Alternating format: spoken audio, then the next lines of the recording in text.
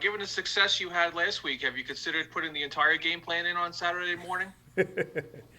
Hey, I know a lot's being made of that, but I mean, every coach in America does that stuff. I mean, it's really a tribute to the players being able to handle stuff, as it goes, as we keep grinding in and just, again, open lines of communication between the coaches and the players and, just trying to fight and claw to try to get things right. And, hopefully this week, it serves us, some momentum. But again, each week's so different. We're playing Philadelphia. We struggled in the 2 minute against those guys last time. We got to, come up with some stops because it's going to come down to that. I mean, it comes down to the red area 2 minute third down. That's what wins games in this league. So, hopefully, we tasted success last week and, hopefully it pays off and then we just keep building on it for right now. Logan. Hey, Pat, I was going to say, if you're such a genius, you would have thought of that wrinkle on Tuesday, so you could have actually practiced it last week, right? Exactly. Genius is, I think I'm the opposite of genius. There's one true genius I know. I mean, that's, I'm a big Einstein fan, so, like, that's a genius to me. And just busting your chops. But how much of a difference has it been this year to play so much zone? I know you're a guy who really comes from a man background, and I think you played a lot of that in Miami. How much of a change has that been for you? Over my career, again, I haven't been in the coordinator role that long, but, over my career, being a position coach, there's been years where we fluctuated between man and zone and had higher numbers of zone. I think back to maybe 2010, 2011, we were a big cover 2 team.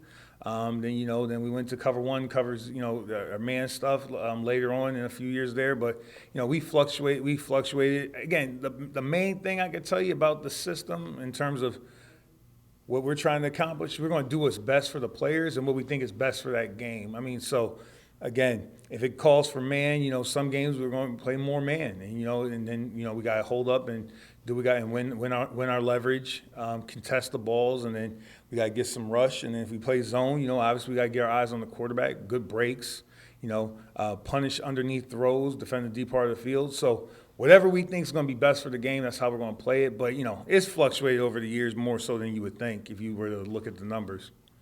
Gotcha. Thanks. Pat, can you hear me? Yes, sir. All right, great. There was a pretty poignant moment at the end of that last Eagles game where you were sitting alone on the bench with your head kind of buried between your lap. Can you just tell us what you were thinking there? Again, just, each game is so different, but I consider myself a teacher first and foremost. So, like, I happen to teach football. And I think just like any teacher, like you try to put a teacher, like whether you're a kindergarten teacher or a professor, you're trying to, do your best job so these guys, your kids, not your kids, but your students can learn, and you want to see them have success. So to see them fight so hard to get up that lead, and then, usually what happens is, as a coach, I mean, obviously I didn't do the right call. I didn't get the right calls in there. I failed them. And, like, honestly, if I'm being honest with you, I mean, I was just disappointed in letting them down. Personally, that's just me. That's in that moment of honesty. That's where I was at, and I'm like, we have to figure this out. So, for me, right there, it was more like a teacher, or I look at these guys. I'm a teacher as a coach. I just felt bad that I let them down. And had to figure out a way to make sure that they could taste success and get the reward of all their hard work, because they're working really hard for Joe. I mean, I just felt bad, like they're working hard for Joe, and they're working hard for all of us, and we didn't come away with the win. But again, the beauty of this and the division opponents, you get to play them twice. We got them this week. Not that the last game has anything to do with this week, but we got another shot at them, and looking forward to the opportunity to go out there and compete against them, and hopefully we do enough to put ourselves in that position again to have a chance to win the game. Good morning, Coach. How are you? Good morning. I'm just wondering, the Eagles look a little bit different than they did the first time you saw them earlier. What kind of challenges do the guys that are coming back pose? I mean, you Goddard, Sanders, these are guys they didn't have last time. I think they're getting back some offensive linemen. So how much different are they, and does that kind of change how you attack them?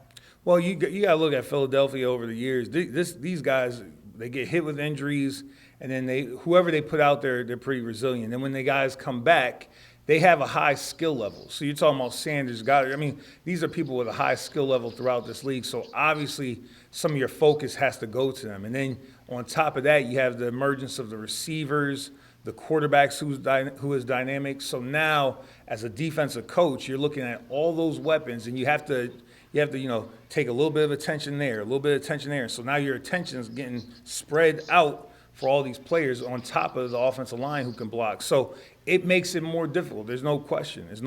But, that's why we like the competition of it. That's why we stay up late trying to figure out stuff. And, we're working on third down today and, in red area and 2 minute and all that stuff like that. And we got to figure it out. I mean, they're happy that they got all their guys back, and they're ready. They'll be ready to go. So we got to figure out how to stop them. So Thanks. no problem. Hey, Pat, I just wanted to ask you about Jabrill and Logan together and just how not necessarily their skill sets, but how they mesh together. How does that help you disguise things on the back end with what you want to do both pre to post snap? I think anytime when you're dealing with guys, and again, you have to ask them, but to me, they seem like they really like being around each other. And again, you have to ask Pep himself, but if I'm a young DB in this league, and you're dealing with Logan, who's been in this league and has a lot of experience and been successful, it's a wealth of knowledge you could get from him. So, you see that, and that helps. That definitely helps. Now, on terms of being on the field, anytime the parts are a little bit, the more interchangeable they are, the more you can disguise it.